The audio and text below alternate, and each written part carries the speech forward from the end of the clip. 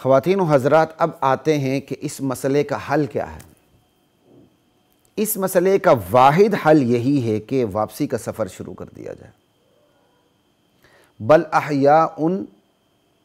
احیاء ان پر بھی نظر رہے، عند ربہم بھی نگاہ میں رہے، اور ولیکن لا تشعرون کی حقیقت بھی نگاہوں سے اوجھل نہ ہو۔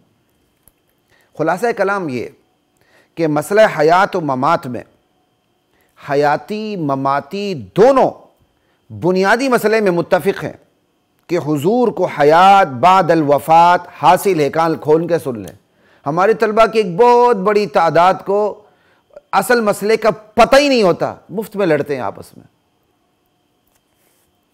اور یہ بھی بات کریں گے یہ لڑنے میں اصل قصور کس کا ہے۔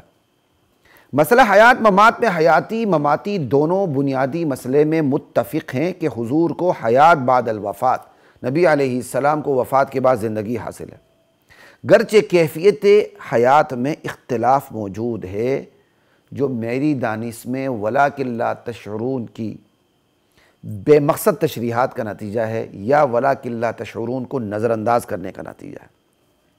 چونکہ بنیادی مسئلے میں اتفاق ہے، لہٰذا حیاتی مماتی ہیں اور مماتی حیاتی ہیں، دونوں اہل حق ہیں۔ کان کھول کے سن لیں، دونوں کی ایک دوسرے کے پیچھے نماز ہو جاتی ہے۔ البتہ ایک تیسرا گروہ ہے جس کا میں ذکر کرتا ہوں، جو میں کرتا چلا آ رہا ہوں، جو نہ حیاتی ہے نہ مماتی ہے بلکہ شرارتی ہے۔ یہ شرارتی ٹولہ کسی ایک گروہ میں سے نہیں ہے، یہ شرارتی ٹولہ حیاتیوں میں سے بھی ہے، مماتیوں میں سے بھی ہے۔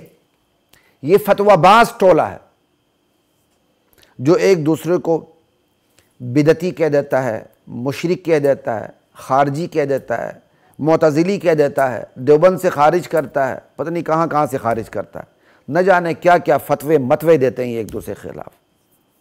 ہمارے بعض معتبر اداروں کے بعض مفتیان بھی اس ٹولے کے متاثرین میں سے شمار ہو جاتے ہیں۔ کوئی بات نہیں، امام بخاری جیسی عبقری شخصیت قال بعض الناس کہہ دیتی اور ہم اس کا اثر نہیں لیتے، تو ان مفتیان کی کیا اوقات ہے؟ لا الہ الا اللہ۔